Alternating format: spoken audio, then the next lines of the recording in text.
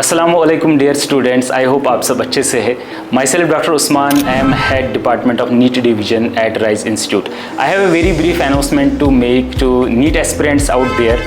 As you know, last year हमने एक exclusive bio test series start की थी NEET 2025 के लिए, जिसमें एक्चुअल पेपर में ऑलमोस्ट सारे क्वेश्चंस डायरेक्टली और इनडायरेक्टली उसी टेस्ट सीरीज से आए थे.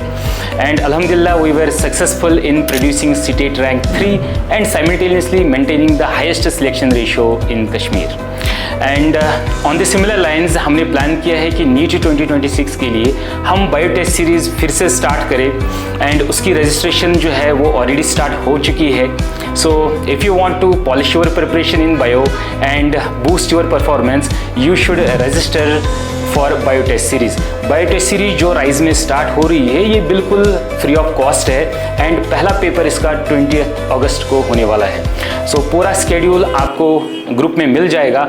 आप रजिस्टर कीजिए, बाकी डिटेल्स आपको राइज ऑफिस से मिल जाएंगी. Thank you so much, hope to see you soon and I wish you all the very best.